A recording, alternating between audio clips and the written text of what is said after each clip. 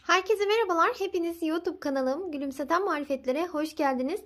Öncelikle nasılsınız? İyi misiniz? İnşallah hepiniz çok çok iyisinizdir. Bugünkü örgü anlatımımda bu görmüş olduğunuz iki şişle örülen yeni doğan bebek patik modelinin nasıl yapıldığını sizlerle paylaşmak istiyorum. İnşallah sizler de beğenirsiniz ve hep birlikte denemiş oluruz. Yapımı gerçekten çok kolay. Tek parçadan oluşan, bir kere de örülüp biten ve ayakta da böyle çok hoş duran, çok kullanışlı, harika bir çorap patik modeli oldu. Şimdi hep birlikte yapımına başlayalım. Evet, yeni doğan bebek patiği için gerekli malzemelerim: 2 renk patiklik ip kullandım. 1 adet iğnem dikiş için ve 1 adet de makasım var iplerimi kesmek için. 3 milimetre şişlerim var örgü için. 3 milimetre her türlü şişle örebilirsiniz. İpinize uygun şiş tercih edebilirsiniz. Öncelikle yeşil rengimle ilmek atarak başlayacağız. Atacağım ilmek miktarında böyle ipimi bırakıyorum. Ben ipimi boynuma takarak örüyorum. Sizler nasıl örüyorsanız o şekilde örebilirsiniz. Şişimin bir tanesini elime alıyorum ve ilmeklerimi atmaya başlıyorum. İlmeklerimi bu şekilde atıyorum. İlmeklerimizi atarken böyle çok sıkı sıkı atmayalım. Gevşek atalım. Böyle gevşek atalım ki örgümüzün esneme payı olsun. Bu şekilde ilmeklerimi atarak ilerliyorum. Toplam 62 ilmeğe tamamlayalım. Evet, 62 tane ilmeğimi şişime böyle attım. İpim burada. Burası örgümün arka yüzü. Örmeye başlıyoruz. İlk ilmeğimi her zaman örmeden diğer şişime geçiriyorum. Ve sonrakileri ters olarak örüyorum. İlmeği şişime aldım. İpi üzerine attım. İlmeğin içinden çıkarttım. İlmeği şişime aldım. İpi üzerine attım. Attığım ipi ilmeğin içinden çıkarttım. Ters örgüyü ben bu şekilde örüyorum. Şimdi son bir ilmek kalana kadar böyle ilmekleri ters olarak sıranın sonuna kadar gidelim. Şimdi son ilmeğime kadar ilmekleri ters olarak ördüm geldim. Son ilmeği geldiğinde ipimi böyle arkaya geçirdim. Son ilmeğimi düz örüyorum. İlk ilmeği her zaman örmeden alıp son ilmeği düz olarak örüyorum ki kenarları, böylece örgümün daha düzgün ortaya çıkmış oluyor. Bakın bu şekilde örgünün arka yüzünü tamamladım. Şimdi örgümün şöyle ön yüzünü geçtim. Bakın örgünün ön yüzü buradan anlaşılıyor. Bakın şöyle daha düzgün. Çizgi çizgi şeklinde görülüyor. Burayı örgünün ön yüzü olarak kabul ediyorum ben. Şimdi yine her zamanki gibi ilk ilmeğimi örmeden aldım.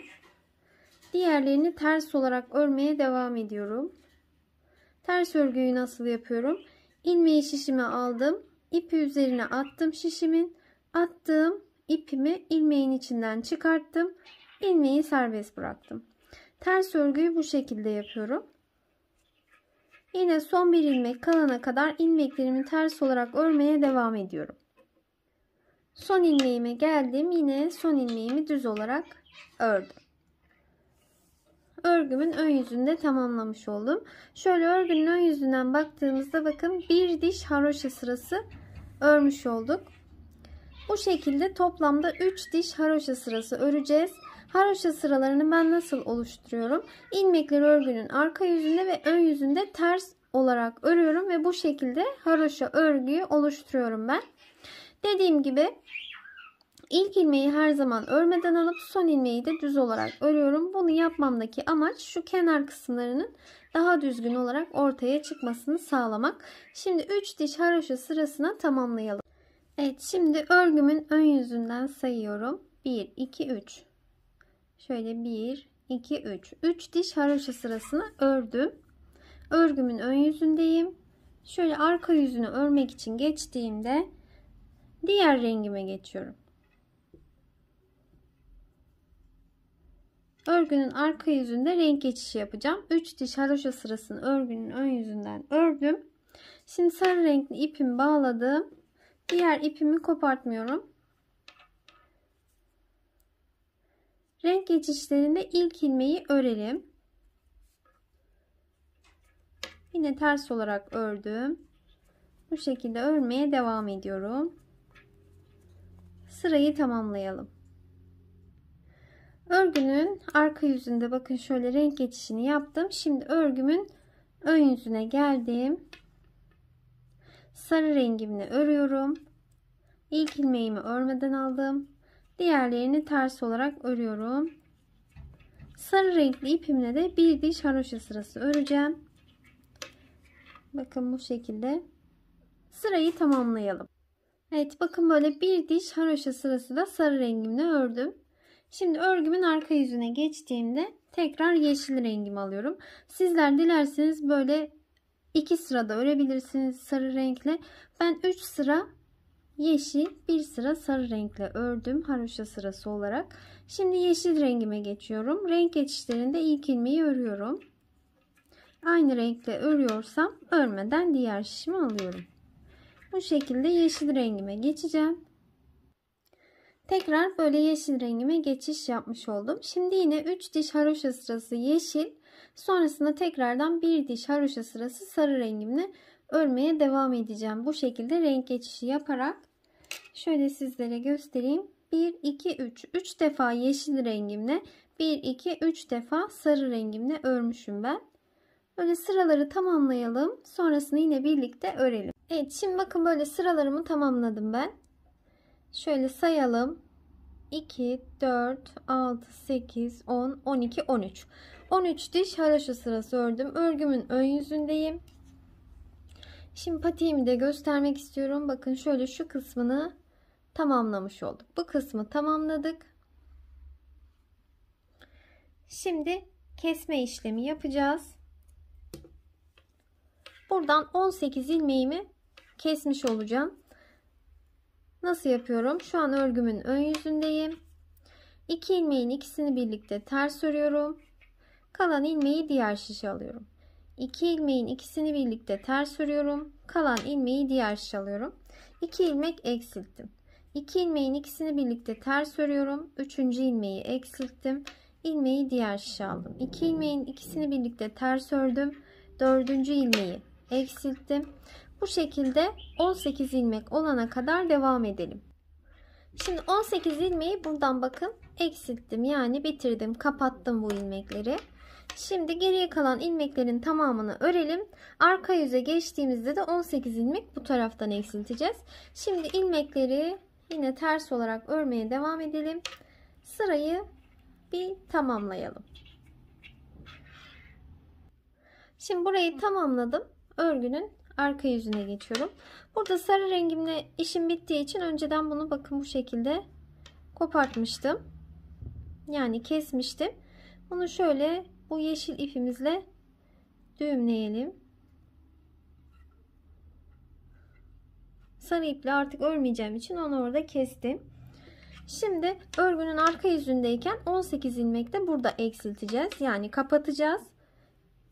2 ilmeğin ikisini birlikte ters olarak örelim. 1 ilmek eksilttim.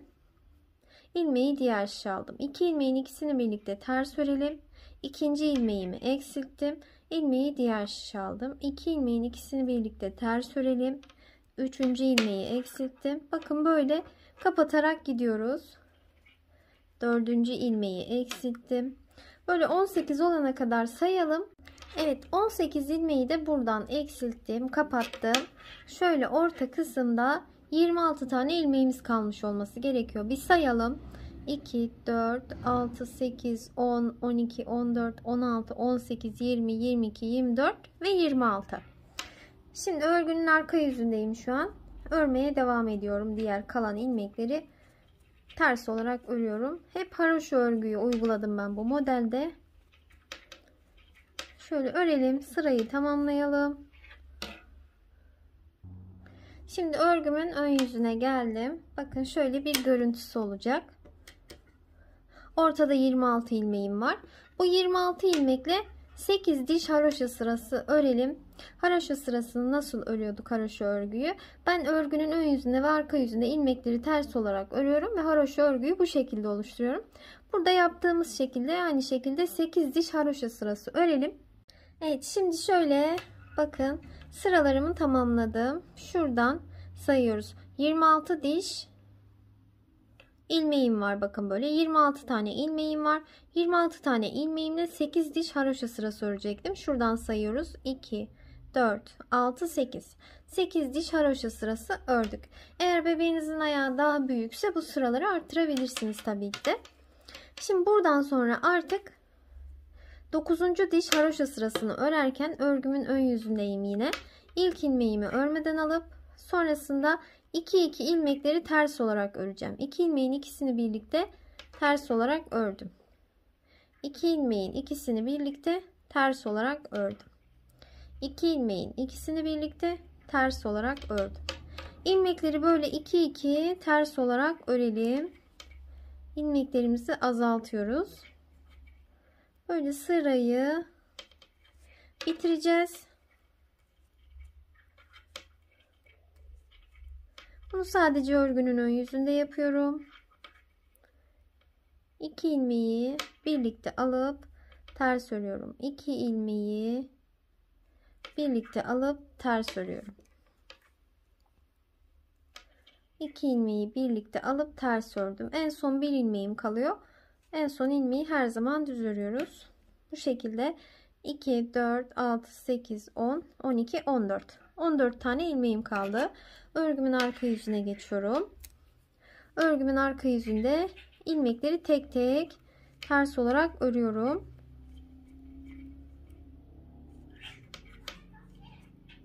Arka yüzünde tek tek örüyoruz ilmekleri. 14 tane ilmeği tek tek örüyorum.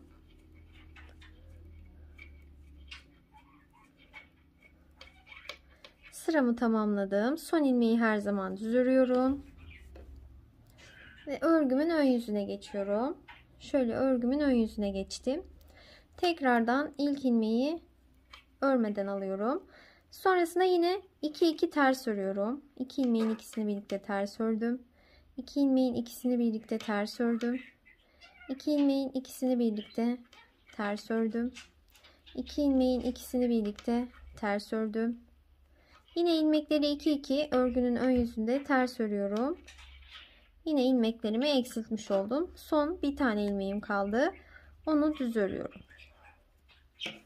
Şöyle bir bakalım. 2, 4, 6, 8 tane ilmeğim kaldı şöyle. Örgünün arka yüzüne geçiyorum. Örgünün arka yüzünde ilmekleri tek tek örelim.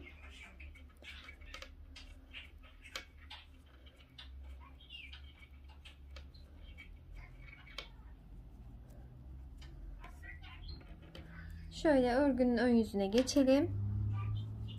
26 tane ilmeğimizi 8 ilmeğe düşürdük. Şimdi artık ilmekleri kapatalım. Örgümüzü bitirelim.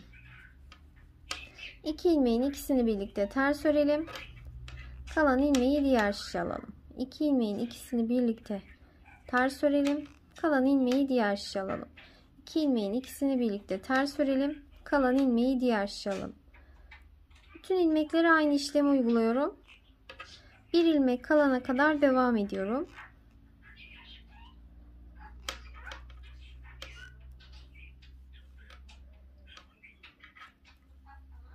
Bu şekilde son bir ilmeğim kaldı. Şöyle bakın. Bir ilmeğim kalmıştı. Şimdi ipimi biraz uzun keseceğim. Onu patiğimi dikmek için kullanacağım. Şöyle uzunca kestim. Şu bir ilmeğimi şöyle çekiyorum ben. Çektim. İğnemi ipime geçirdim. Şöyle bakın, bitmiş hali bu şekilde. Şimdi sizlere bir ölçü vermek istiyorum hem bitmişken. Şöyle uzunluğu 25 santim. Şu şekildeki uzunluğu. Bir de şöyle bir uzunluğunu ölçelim. O da 6 santim. Şöyle ölçelim. Bu ölçüleri ben gerdirmeden Bakın böyle olduğu gibi ölçüyorum. Burası da 10 santim. Şimdi dikmeye başlayalım. Ölçüleri verdim. Tersini çevirelim. Tersinden dikeceğiz. Bakın şu şekilde.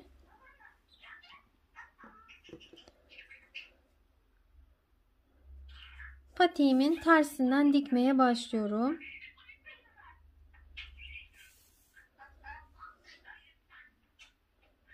Böyle ilmekleri karşılıklı alarak dikeceğiz. Şöyle. Bakın şöyle. Şu şekilde değil. İçte kalan iç taraftaki karşılıklı ilmekleri alıyorum. Her iki kısmında bakın, bir buradan bir diğer taraftan. Bu şekilde dikerek ilerliyorum. Şöyle şu kısma kadar dikelim. Evet, şimdi şu kısmını şöyle diktim. Şimdi şu tarafı dikeceğiz şöyle. Yine tersinden dikiyorum. Şuradan başlayalım. İpimin ucunu düğümlemedim. Şöyle düğüm yapalım. Yine böyle yumuşacık örgü gibi bir dikiş yapacağız. İç taraftaki ilmeklerin tek kanatlarına batıyorum. Bakın şöyle.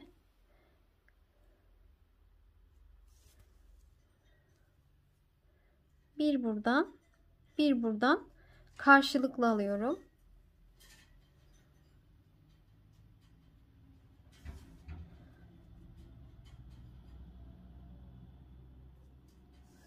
Bu şekilde yine son kısma kadar gelelim.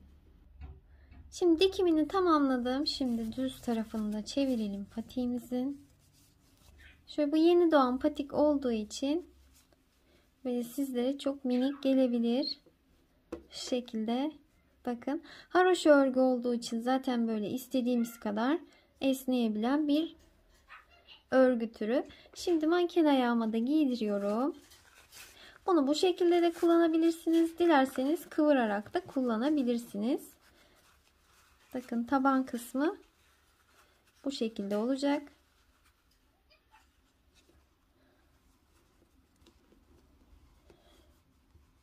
Şöyle kıvıralım.